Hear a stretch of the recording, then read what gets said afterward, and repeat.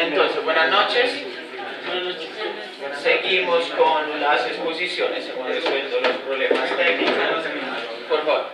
Entonces, los compañeros nos van a hablar de un tema pues bastante de actualidad, interesante, que es bioterrorismo, o sea, el terrorismo relacionado con amenazas biológicas. ¿Vale? Entonces, la palabra a los compañeros. Buenas noches. El grupo de exposición que nosotros es compuesto por Rafa Martínez, Jimmy Ávila y Felipe Acosta, que en estos momentos no se encuentran, y su servidora Luz Areña. Entonces les vamos a hablar sobre bioterrorismo, las causas, los efectos, las consecuencias, todo lo que trae este tema que es supremamente importante. Entonces vamos a empezar con lo que es bioterrorismo. La finalidad del bioterrorismo es una sola: crear miedo, pánico en la población, desestabilizar la autoridad y la economía y la autoestima de un pueblo. Entonces, como hemos visto durante la historia, pues cuando hay ataques terroristas o eso, lo primero que quieren hacer la contraparte es desestabilizar la población y por supuesto desestabilizar el gobierno para pues así mismo que sea más fácil la derrota. Los ataques producen enfermedad y muerte, destruyen el equilibrio psicológico y emocional de la población y predisponen a los individuos a la sumisión por el miedo. Entonces, en este caso, pues las guerras biológicas, ¿qué pasa con estas? Pues que son difíciles de controlar, que en muchos casos se lanza el ataque biológico y en el preciso momento no se desarrolla sino que se va viendo mucho tiempo después, o unos días, unas semanas después, es donde se desarrolla y empiezan, pues, por ejemplo, que en esos momentos estuviéramos aquí y empezáramos a sentir ronchas o asma o algunas cosas que ya no son controlables por uno, sino que se desarrollan de un momento para otro. Tenemos otras definiciones: la mortalidad indiscriminada y la falta de control sobre los agentes biológicos diseminan el miedo que se diseminan en el medio ambiente por los principales instrumentos de bioterrorismo. Esto se asocia a la angustia de estar luchando contra un enemigo invisible cuya identidad se desconoce y que puede atacar en cualquier lugar y en cualquier momento. ¿Cuál es, pues, otra de las características de estos tipos de ataque? Que se propagan al contacto o, pues, como dicen en esta diapositiva, pues que no se ve qué es lo que lo está atacando a uno. Entonces vamos a ver algunas diferencias entre bioterrorismo y bioguerra. Entonces vamos a ver la de bioguerra o guerra biológica. Debe ser considerada en el contexto de una ofensiva militar y ataque en masa a la población utilizando medios para tal fin. Están involucrados ejércitos regulares. Entendemos como guerra biológica el uso de enfermedades producidas por microorganismos o agentes biológicos, que son toxinas, con el fin de dañar o aniquilar a las fuerzas militares del enemigo, sus poblaciones civiles o contaminar sus fuentes de agua o alimentos. Bueno, más adelante, cuando veamos la historia de que cómo han surgido estas guerras biológicas o cómo han sido en la tierra, entonces veremos que las toxinas son pequeñas esporas que se esparcen en el aire o en el agua que pueden dañar toda una población, afectar toda una población determinada. Inclusive, pues, el alcance de estas armas son tan grandes que a veces pueden afectar las mismas poblaciones o los mismos ejércitos que las están utilizando. Entonces, mientras que el bioterrorismo, en cambio, no puede ser detectado hasta que ataca sus instalaciones y operaciones, no puede ser diferenciado de ciudadanos comunes en causas comunes, con rutinas comunes. Una unidad bioterrorismo puede ser instalada en el garaje de una casa común, de una escuela, en el área cerrada de un hospital camuflada en una pequeña fábrica autorizada. Pues que más adelante vamos a ver cómo es que se producen estos tipos de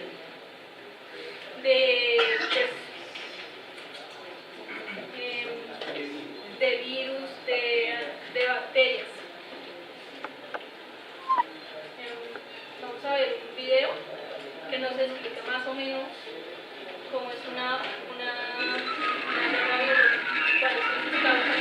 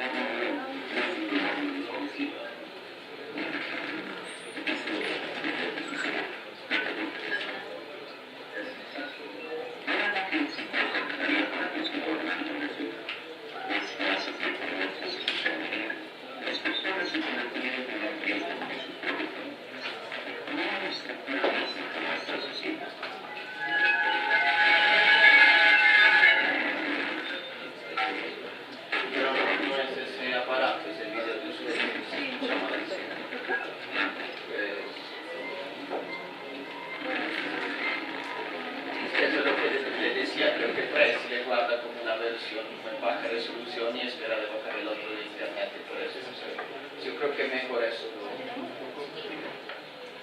lo dejan ahí, siguen por eso.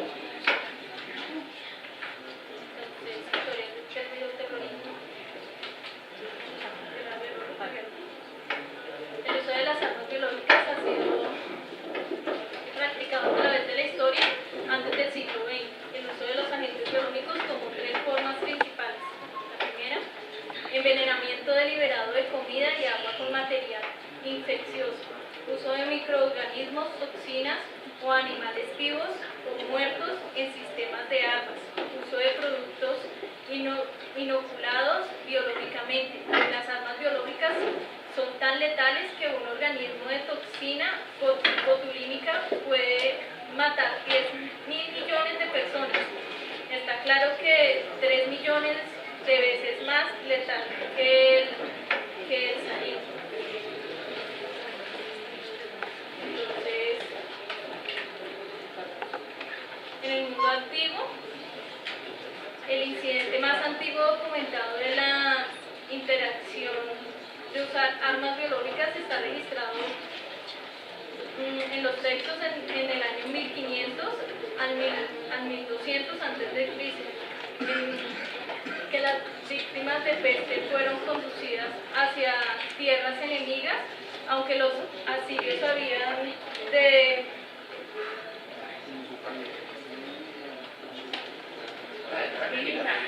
intenta una cosa, hablarlo más con tus palabras en lugar de leerlo y tranquilo, ¿sí?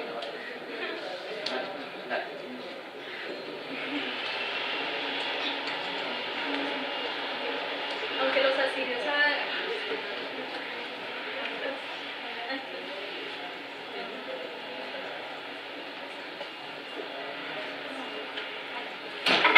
asirios sabían del conformesuelo, un hongo parásito del centeno que produce ergotismo cuando se ingiere. No hay evidencia de que envenenarán fuentes enemigas con ese hongo como se ha afirmado.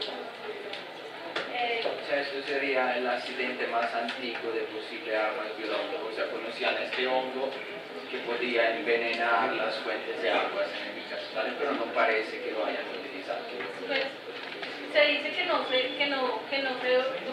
parecía que se hubieran utilizado, pero hubieron muertes que no sabían de dónde salieron, que posiblemente fueron por este hongo, además que la gente fue conducida hacia las tierras donde se producía.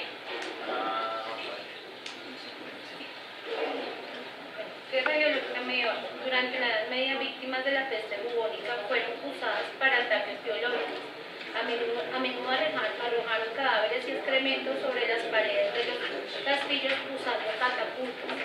En 346, los cadáveres de guerreros mongoles de la Horda Dorada que murieron de peste fueron lanzados sobre las paredes de la ciudad de Kaffa, hoy Teodosia, Se ha especulado que esta operación puede haber sido responsable de la llegada de la peste negra a Europa. Entonces, pues en ese tiempo no se tenía la tecnología que se tiene ahora, que es coger un gen, sacar lo que se necesita de ese gen e introducirlo en otro que puede ser totalmente mortal. Por ejemplo, un gen de esporas que se puede reproducir en el aire de manera de lo más rápido que se pueda, y introducirlo dentro de un gen, por ejemplo, del anthrax. O sea, puede causar la muerte instantánea de una población determinada en el menor tiempo posible. Hay dos casos documentados de presuntas e intentadas guerras con Perú en el siglo XVIII. El primero durante el Parlamento de Fort Pitt, el 24 de junio de 1963, Custer dio a los representantes de los asediantes dos cobijas y un pañuelo que habían sido expuestos a viruela. Pues como sabemos, la viruela también se transmite, ya sea por saliva o por la ropa o almohadas. Entonces, esperando que extendieran la enfermedad a los nativos en orden a terminar con el asalto.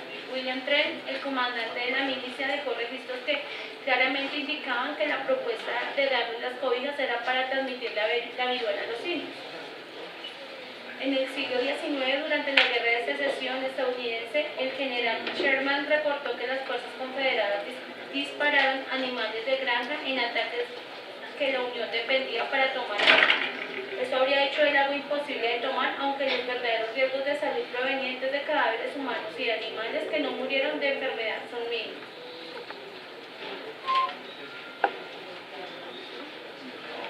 Siglo XX.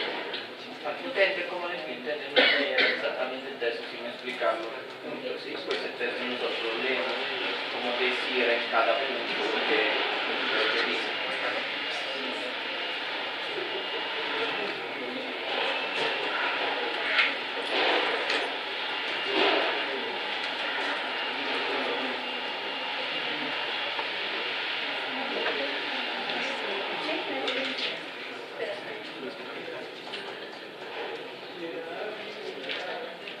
En 1916, el ANZAS fue también suministrado al agregado del ejército alemán para ser utilizado como arma biológica. Eso fue en el siglo XX, o sea, ya estamos entrando en el siglo XX, donde las armas ya han sido un poco más elaboradas y el ataque ha sido un poquito más planeado. En 1937 y en 1945, durante la guerra chino-japonesa, la Segunda Guerra Mundial, la unidad 731 del ejército imperial japonés condujo experimentos humanos de a miles, la mayoría prisioneros chinos, rusos y estadounidenses. En campañas militares, el ejército japonés usó armas biológicas en soldados y en civiles chinos. Bueno, de esta...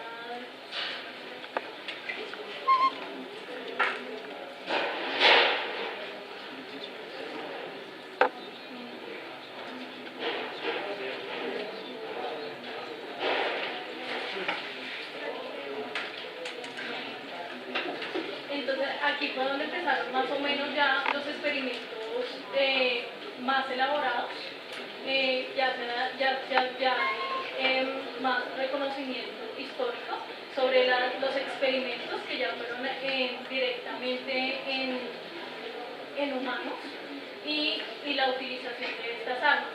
En 1946 y 1972 se dio un ataque con salmonela en el suministro de agua de la ciudad de Arce. Esto causó un brote en los habitantes y las tropas egipcias luego capturaron a los soldados Sagana disfrazados cerca de pozos en Gaza, los cuales fueron ejecutados.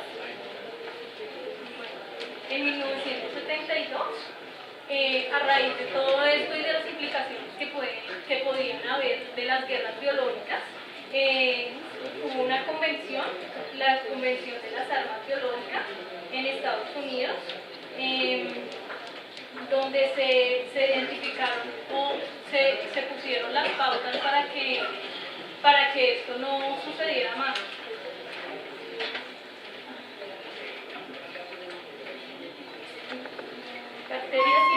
son usados para el bioterrorismo. Entonces, la Organización Mundial de la Salud encomendó estudios sobre los posibles efectos que trae la guerra biológica convencional. Entonces, acá hay como unas especificaciones. La gente, entonces, fiebre del Valle Rift, altura en kilómetros 1, estimación de muertes 1.400 muertes y estimación de incapacitados 35.000. ¿Qué quiere decir altura? Kilómetro como el... Sí, pero altura. ¿Altura de qué? No, yo veo como es como el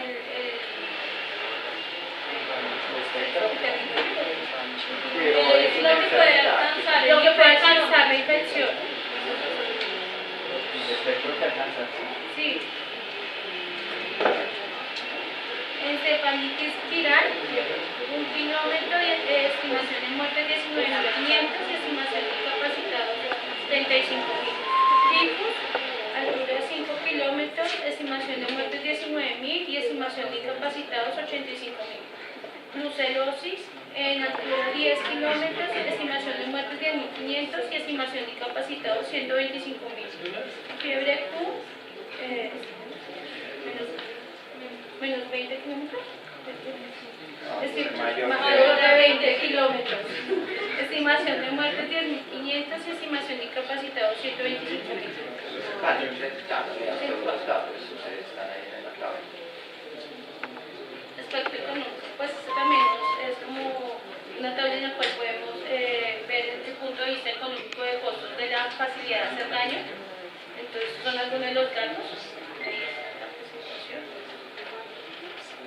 ¿Cuánto cuesta? ¿Vuelve atrás? Vuelvo atrás. O sea, según esta tabla es mucho, $2.000 al kilómetro cuadrado, o sea, para con armas convencionales, 800 con armas nucleares y $1 con armas biológicas. O sea, resulta mucho más económico utilizar armas biológicas que armas convencionales. Aunque están prohibidas, y los compañeros había una diapositiva, no lo mencionaron. Hay varias convenciones desde el 1915 hasta los días de hoy que prohíben totalmente el uso de las armas biológicas. ¿Sí? No es permitido tampoco en la guerra. ¿Cuáles son las más peligrosas? Se clasifican las armas biológicas en 3 categorías.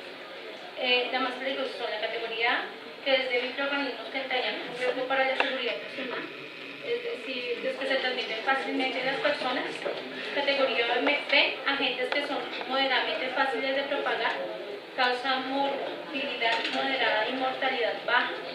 Y categoría C, agentes patógenos emergentes que a causa de su disponibilidad podrían modificarse genéticamente para su propagación masiva. O sea, ¿y cuál es la peor? La A. La A es la más grave. Aquí vemos una imagen con amenazas latentes según el año. Entonces podemos ver que en 1715 a.C. la tularemia era pues la que estaba, pues, fue como la de ese periodo, ¿no? La incubación es de 3 a 5 días de fiebre, dolor de cabeza y irritación. Bueno, acá vemos unas clasificaciones dependiendo de cada una de las bacterias. Viruela en 1500, Reino Unido, meliosis en Australia en 1800, todas estas existe la vacuna. Bautismo en 1817 en Alemania, Anthrax 1877, Flanders en 1919, Marburg en 1967 en Alemania, Ébola en 1976, Río Ébola y Congo y 1990 África y Asia. La peste y plaga. Entonces iniciamos con tularemia. Esta es una enfermedad contagiosa causada por una bacteria llamada Francisella tularensis. Este nombre fue dado en honor a Edward Francis, ganador del premio Nobel, por demostrar que este microorganismo ocasiona una enfermedad similar a la peste de los roedores. Se encuentra en la naturaleza y al aplicarle en aerosol podría ser usada como arma biológica. Provoca una grave neumonía y una infección sistémica. Entre los síntomas generales se incluyen fiebre súbita, escalofrío, priapismo, que es intenso dolor al tener una erección sostenida por tiempo prolongado de 3 a 4 horas, dolores de cabeza, diarrea, dolores musculares, dolor de articulaciones, tos seca y debilidad progresiva. La viruela. La viruela es una enfermedad grave que se puede transmitir fácilmente de una a otra persona pues, por medio de la saliva. Esta es más contagiosa durante la primera semana. Anteriormente se vacunaban a las personas contra esta enfermedad, sin embargo esto ha sido erradicado casi totalmente en 1972 en Estados Unidos. Dejaron de administrar esta vacuna y en 1980 la Organización Mundial de la Salud recomienda que todos los países detengan de aplicar esta vacuna. Hay una variante de la enfermedad más grave que alcanza una letalidad del 30% y otra menor que apenas llega al 1%. Vale, eso sería muy peligrosa porque ya casi nadie está vacunado contra la viruela. ¿Sí? O sea, antes vacunaban, ahora la enfermedad desapareció, pues la gente no está más vacunada, entonces sería Más muy inmune, peligroso. en ese momento la gente es más inmune igual a si llega a aparecer nuevamente esta enfermedad, ha perdido la inmunidad al virus, sino que adicional no tiene memoria genética sobre este, ¿no? La vacuna no contiene el virus de la viruela, se conserva una reserva periódicamente renovada de unos 4 millones de dosis de vacunas con fines defensivos y a partir del 2001 el gobierno de Estados Unidos de América tomó medidas para que hubiera suficiente existencia de vacunas como para inmunizar a toda la población. El botulismo. Esta es una enfermedad que se produce debido a la intoxicación, debido a una neurotoxina bacteriana que puede conducir la parálisis o la muerte. Esta enfermedad es causada por la bacteria Clostridium botulinum.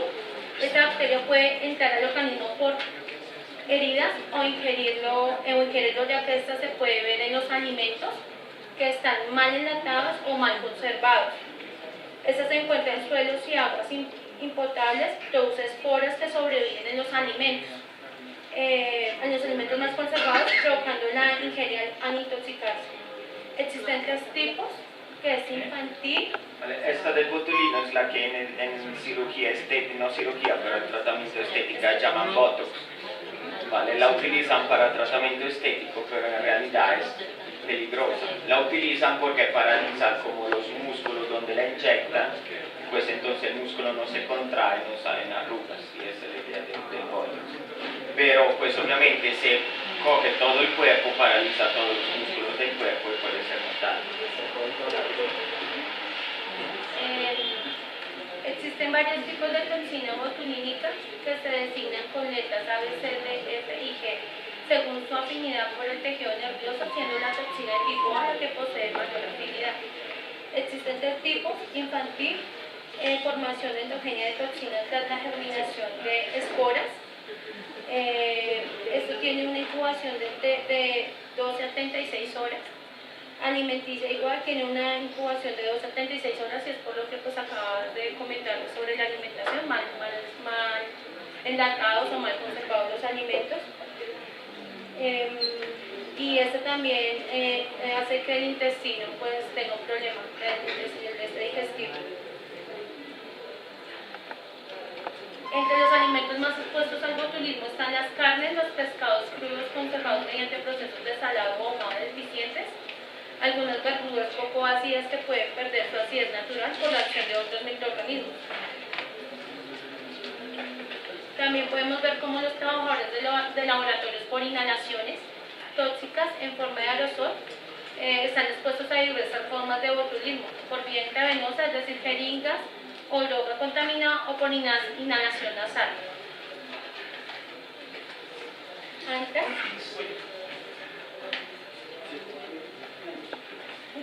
Bueno, buenas noches. Vamos a continuar con otras 2 virus que tenemos muy presentes aquí en lo que es bioterrorismo.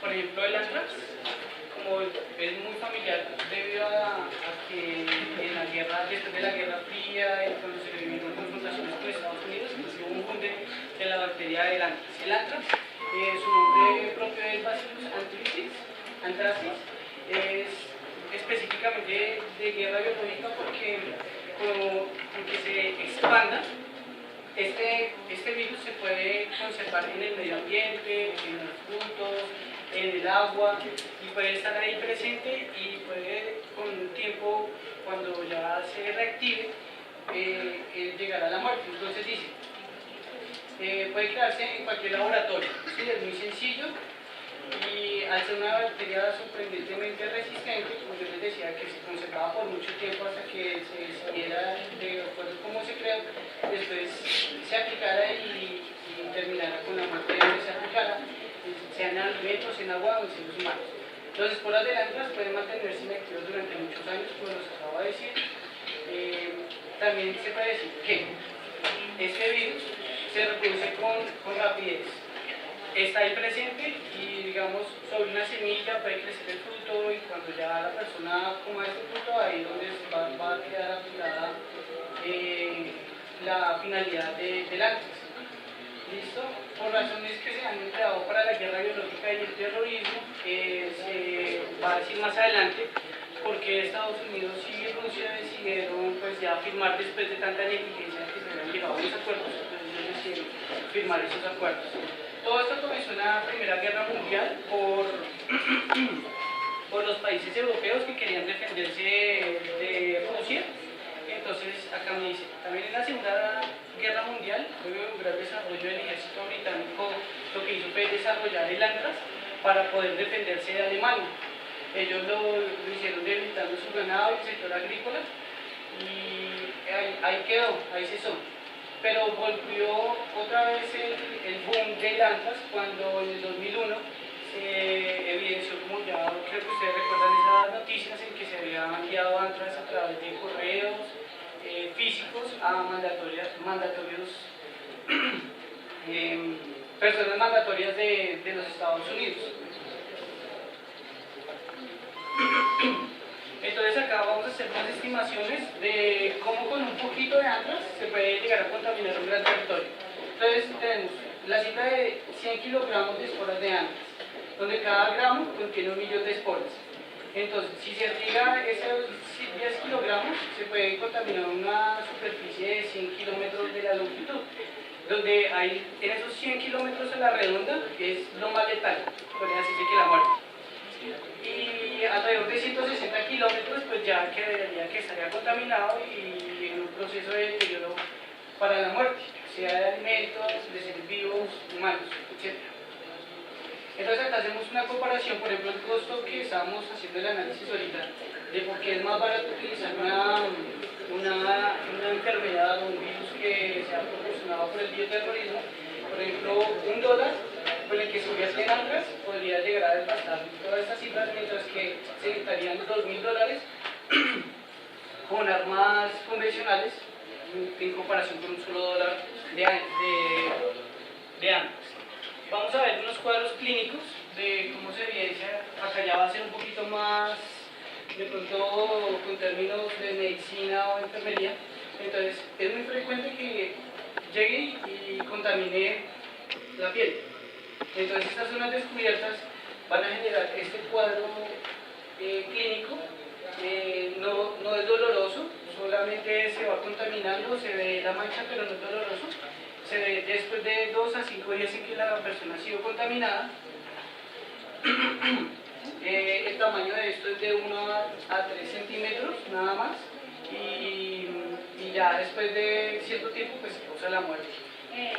Adicional a eso, quería dar una información. Ayer en Paraguay, en un periódico, reportaban el caso de un señor de 64 años que tiene este cuadro clínico de ANTRAS cutáneo, y en este momento pues está igual, no es contagioso, o sea, no corre peligro en los demás, pero igual está aislado en la clínica, no recuerdo el nombre de la clínica, pero es un caso reportado ayer en Paraguay. Piensan que se infectó. Que se infectó de ANTRAS, ¿Cómo? pero cutáneo. ¿Cómo? Por una herida. Por una herida,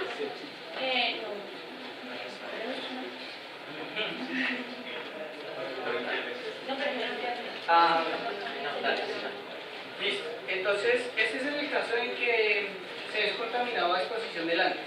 Pero, por ejemplo, como yo les decía al principio, cuando cae sobre los alimentos, entonces no solo son contaminados los alimentos, o sea, sino que llega, por ejemplo, al césped, el césped es consumido por las vacas, o también se puede transmitir a través de zancudos. La cuestión es que toda esta cadena repercute en la muerte del ambiente y en los seres humanos, entonces se contaminaría por dentro, que puede ser sumamente raro, pero aplica porque es que el árbol está ahí dormido y llega un momento en que se expande, eso es por tiempo, según cómo se haya creado, con la intensidad que se haya creado. Entonces, por ejemplo, desaparece de 2 a 5 días después del consumo de la carne. Para evitar eso, pues, por eso se recomienda dejar bien cocinada la comida, bien preparada. Para evitar cualquier segmento de la parte interna digestiva, puede ser el esófago, el estómago, el intestino, etcétera, etcétera, etcétera. Y acá vemos pues abajo cómo son las soluciones que se ven en el carro en los componentes internos. El siguiente cuadro clínico es por inhalación. Entonces, mientras el gas está en el aire, entonces por inhalarlo, entonces esta es una de las más graves. Se muestra en 2 fases, la fase inicial que se caracteriza por un cuadro de cana común y la segunda que se presenta de 3 a 4 días. El paciente rápidamente se torna grave, con dolores, no puede respirar, se siente asfixiado y presenta pues ya estos términos que son pues, insuficiencia respiratoria, hipoxemia, cianosis y estado de choque. ¿Listo?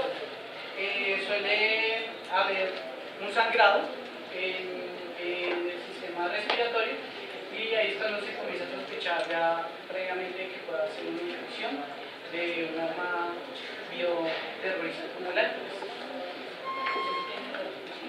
Ahora continuamos con el ébola. Esta es una de las publicaciones que se hizo cuando comenzó a atacar el ébola. Realizaba, por ejemplo, 66 muertes en una sola semana por culpa del ébola. ¿Listo?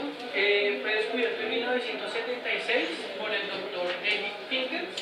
El ébola es una enfermedad infecciosa viral que se produce en seres humanos y en primates.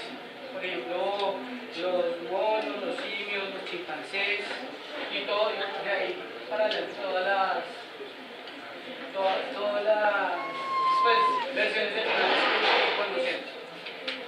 Fue, como ya les dije, descubierto en 1976 por el doctor David Finkers cuando se presentaron varios casos en una zona común que era el Zaire y el Sudán. Se le dio el nombre de ébola pues, debido a que se descubrió en el río de ébola y está geográficamente ubicado allá en Zaire. ¿Cómo actúa el ébola? El ébola es una de las 2 enfermedades, una de las 2 familias de enfermedades que ataca sobre el ARN. Esta familia es llamada Filoviridae y existen varias, como la es el ébola, Costa de Marfil, Burundi, Zaire, Sudán y el quinto que es un serotipo que es el que aplica en humanos. Se caracteriza también por una alta tasa de mortalidad, o sea, no es que esta no tiene una cura, pero donde sea contaminado, el 50% es destinado a la muerte, mientras que ya el otro porcentaje va a quedar con un deterioro humano de por vida. Algo así como el SIDA, es decir, que está muy inmune, pero realmente no lo mata hasta que haya otra deficiencia o otra debilidad en el cuerpo humano para matarlo totalmente. La morfología del ébola es un virus de Marburgo,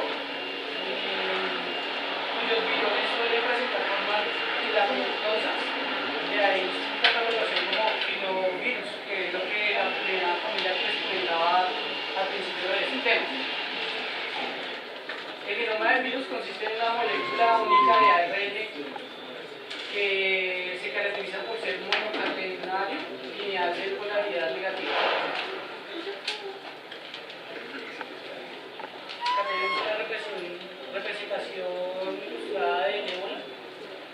Y vamos a continuar nuevamente con la categoría B y la categoría C, que ya pues ya como lo explicó Angélica y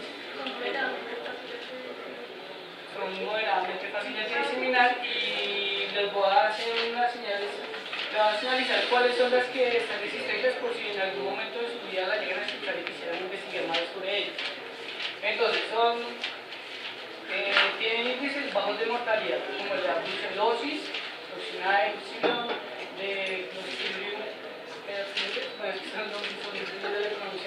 amenazas como el muermo, hemoides, visitacosis, fiebre Q,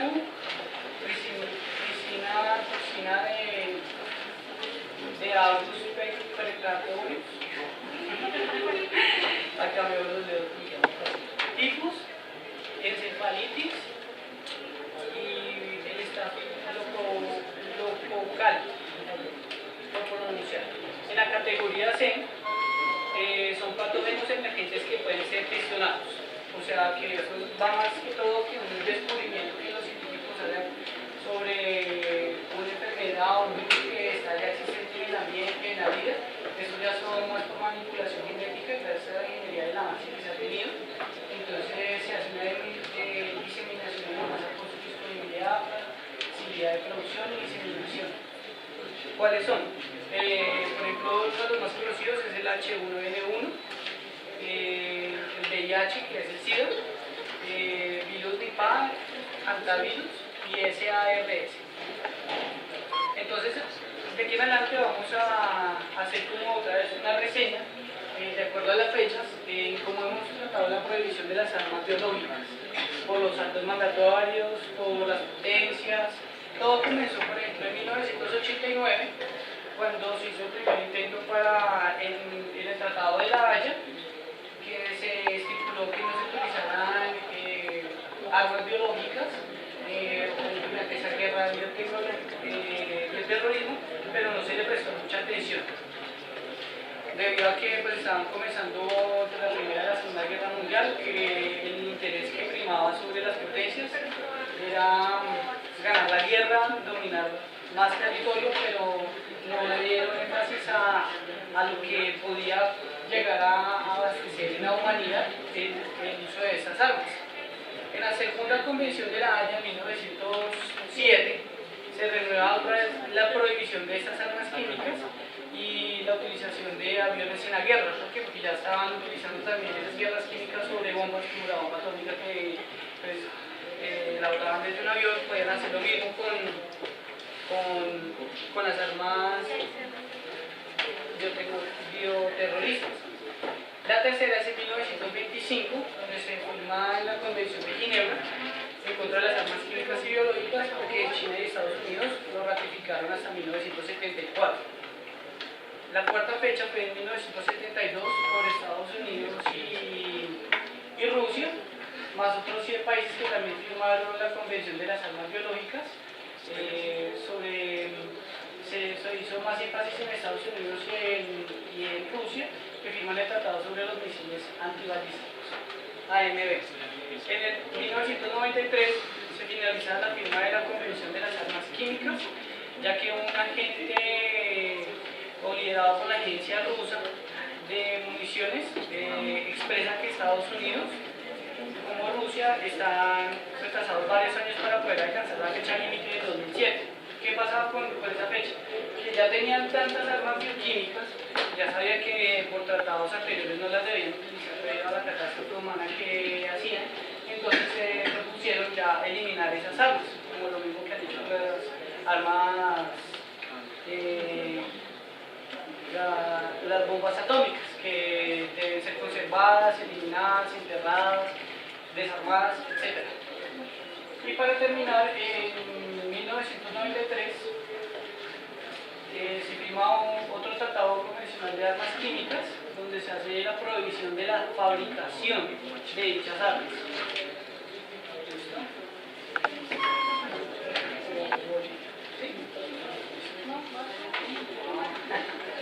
Bueno, entonces aquí vamos a hacer un énfasis de cómo se hace la manipulación genética para el desarrollo de este tipo de armas. Todo comienza con que hay fábricas, el avance tecnológico que ha tenido más que todo las potencias. Inicialmente también se decía que era para su propio desarrollo, para generar soluciones o medicamentos a enfermedades ya existentes, pero se sospecha de que también se estaban fabricando armas como estas.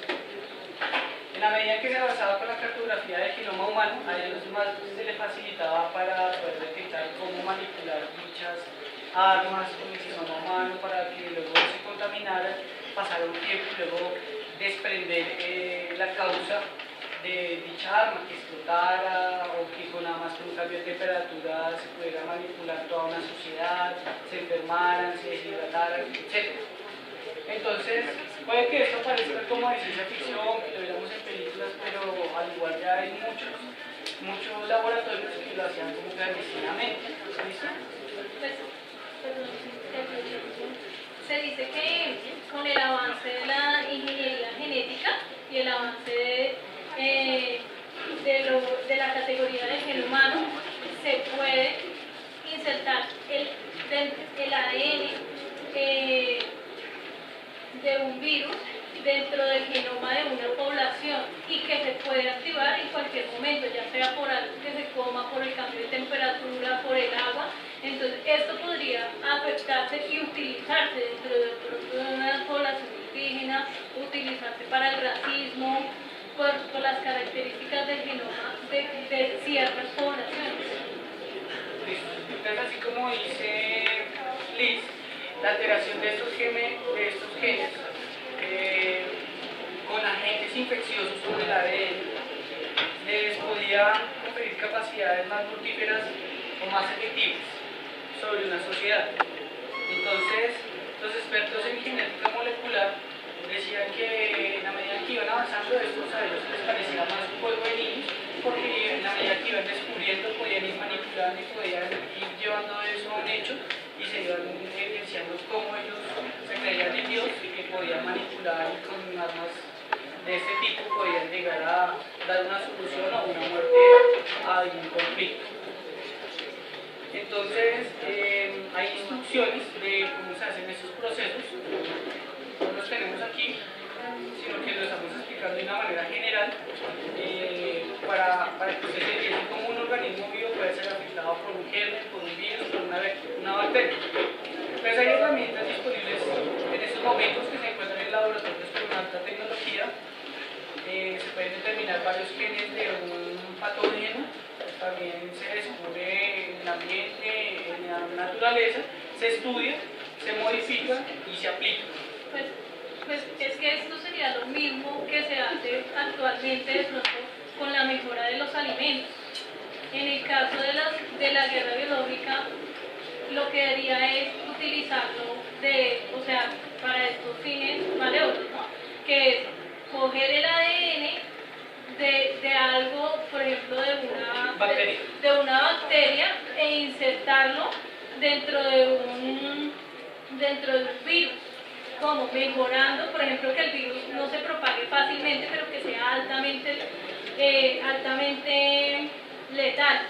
Pero en cambio la bacteria sí se propaga de manera eficiente. Entonces, escoger este gen que contiene esa característica específica e introducirla dentro del virus, ¿sí? Para que se propague de una manera letal. Por ejemplo, en 1999, Cain Becker, padre del proyecto del genoma humano, paró un plan que se estaba haciendo para desarrollar bacterias utilizando varias partes de ADN. Entonces él mismo dijo, esto no puede seguir adelante porque puede ser altamente letal para la población.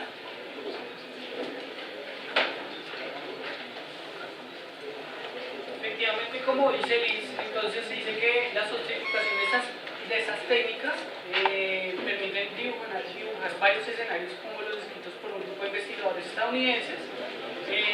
Ellos los han publicado, han tenido avances, han sido muy científicos en este aspecto y han tenido una publicación en estudios sobre las amenazas biológicas de manera preventiva.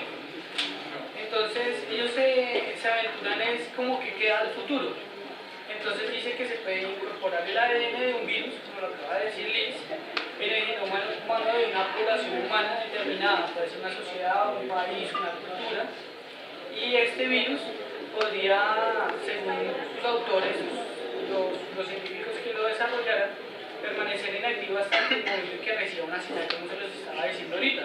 La orden vendría dada por un cambio de temperatura, por ejemplo, o por la ingestión de un determinado compuesto introducido, o sea, un alimento o algo que reactive ese virus, y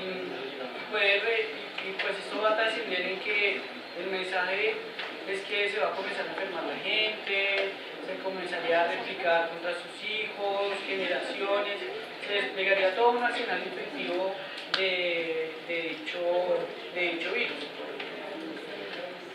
Entonces, acá vemos que la utilización de microorganismos o sustancias tóxicas modificadas genéticamente pueden ocasionar situaciones incontroladas. No solo para que esté atacando en ellas, sino también para que lo esté utilizando como una arma.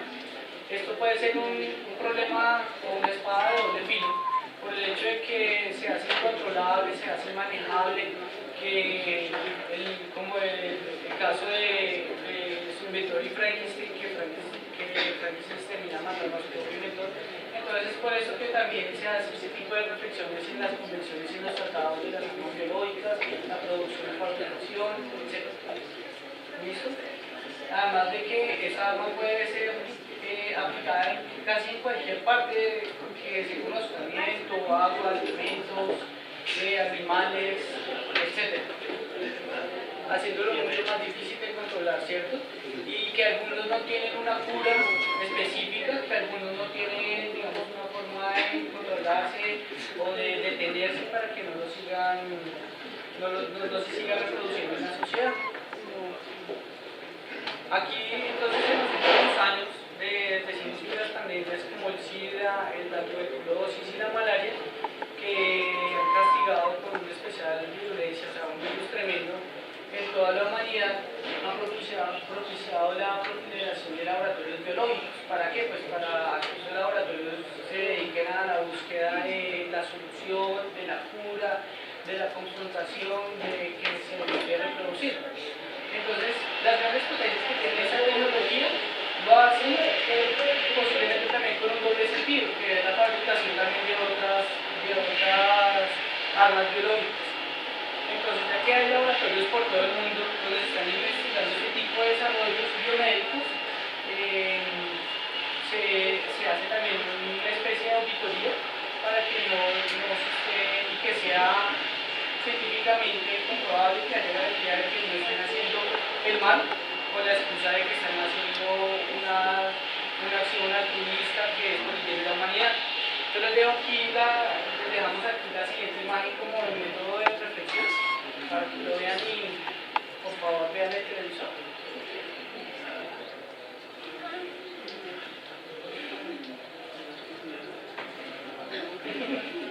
Listo, continuamos.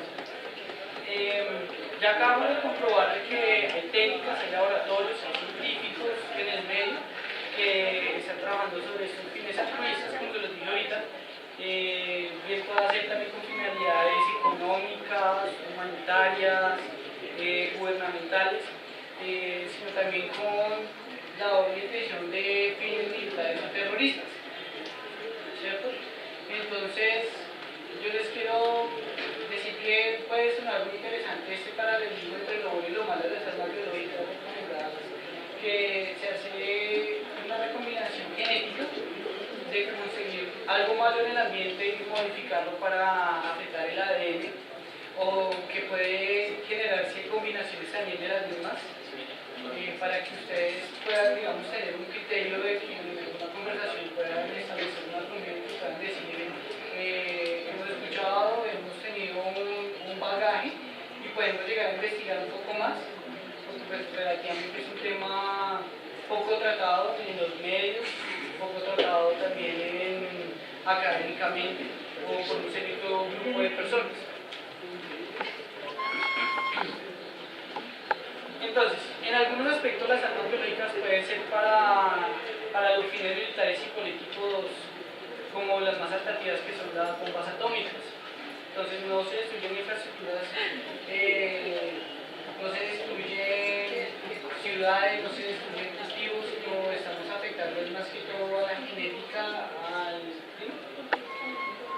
Sí, pero lo que yo estoy diciendo es que desde el punto de vista de las armas, por ejemplo, las bombas atómicas, que se pueden destruir edificaciones, ciudades, riquezas, pero mientras que estamos se llega a utilizar armas biológicas, están afectando sobre la propia humanidad, las generaciones futuras, la biodiversidad también, etc. Como dicen los sitios.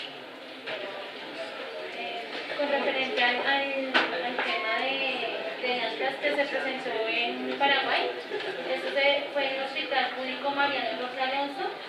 El paciente tiene 64 años y fue aislado, aunque no es un caso de altas laboratorial, es muy leve y fue causado por una bacteria llamada Staphylococcus.